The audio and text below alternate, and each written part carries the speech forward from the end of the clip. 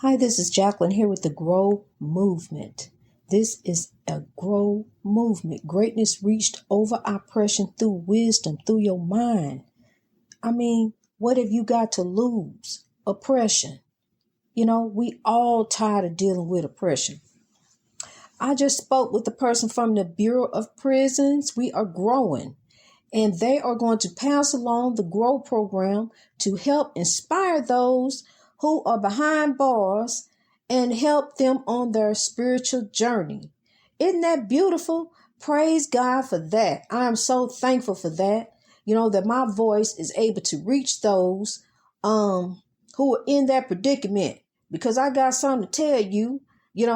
I was there too.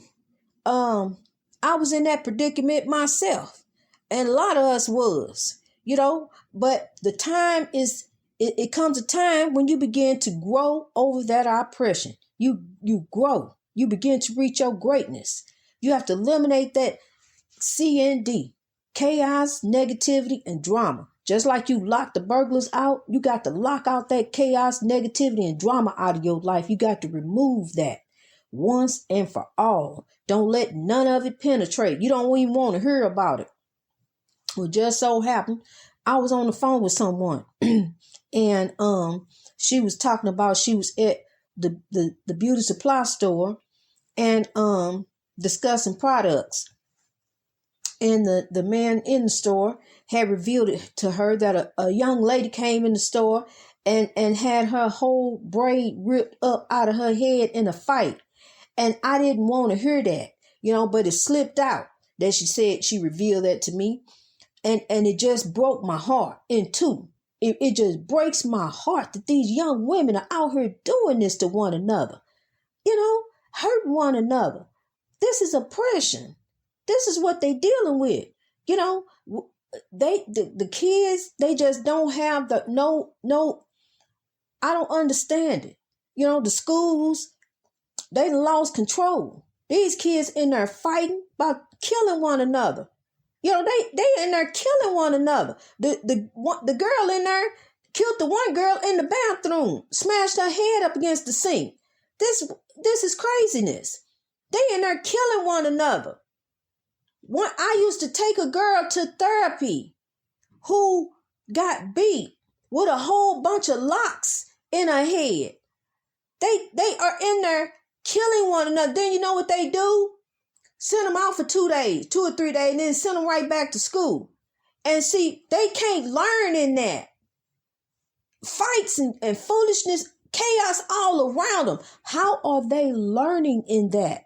How are they learning in that type of environment? I'm going to tell you, I had my school bus under control. We didn't have that chaos. I didn't have that. I think one time I had a fight in the very beginning, and that was it. I shut that down, honey. I dealt with those kids. I talked to them. I mentored them. And then when they did good, I bought them stuff. I bought them pizza. I bought different things. I did different things for them, and the ones that I had to deal with, I talked to them. Look here, I'm getting ready to do this. If you don't stop, I'm getting ready to go and we're going to take it up with the principal. And so, I would shut it down. So that's, I don't understand what's going on with our kids, except we ain't watching them. We don't know where they at, what is going on with these kids out here fighting and about to kill one another, and we recording it and putting it on World Star and laughing about it. This is oppression. We are oppressing one another. And if we don't come up out of this and quit doing this foolishness, we all got an appointment day and time. We gonna leave here and you're gonna be judged. There's some soul catchers waiting on you, and you're gonna be judged. The saints judge the saints. You say it how you want to say it, but you're gonna be judged. I've dealt with tormented souls and spirits, and they real. And you will be a tormented soul, a condemned spirit. It's people that now who are here on this earth just to just cause chaos in other people's life. You deal with them, probably at the job, or might be your neighbor, but they just there to cause chaos and drama and mess in your life. I used to come outside my house every day with my dog. And every day when I come out the front with my dog, it was I call him he was a European, a white man, come outside his house and he would stand there and smoke his cigarette and glare at me. I mean, glare, follow me up down the road until I went back in the house. When I went back in, then he went in, and this is before I learned about African spirituality and believing that people are superior to me, and they're not.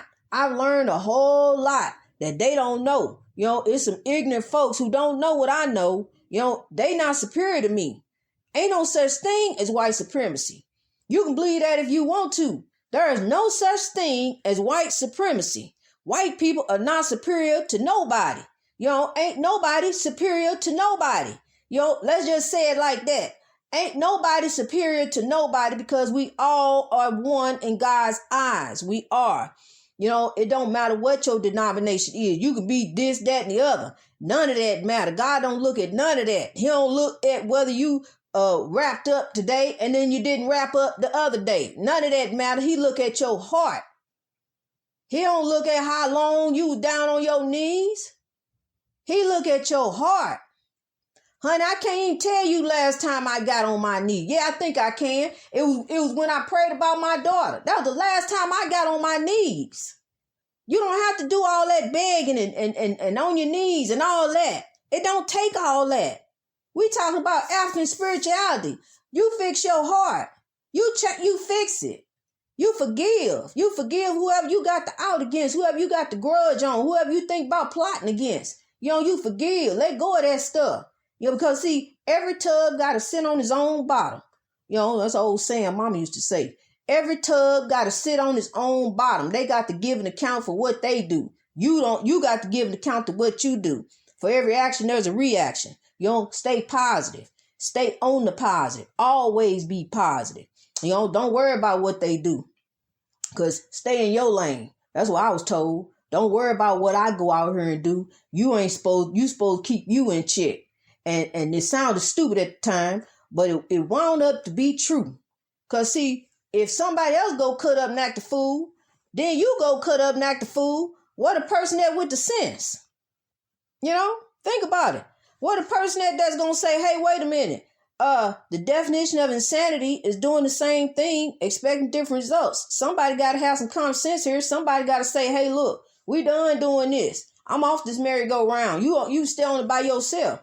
They don't want to be on by themselves. They don't jump out and look at you, see what's going on with you, what you been doing. You don't cut up and clown. You don't want to fight no more. Well, blah blah blah blah. And then, but you don't get no reaction. Just sit there and look at them, cause see, you positively meditating. You ain't on what they own. Sit there and laugh at them if you want to. But be positive. Don't go there with them. And then guess what? They ain't gonna clown by themselves. They can't. Cause then God gonna reveal that this person really ain't in your corner, or if they is in your corner, they gonna want to get on board with what you on. They gonna want to be on something positive, people. It's time to grow. Greatness reached over oppression through wisdom. God bless you.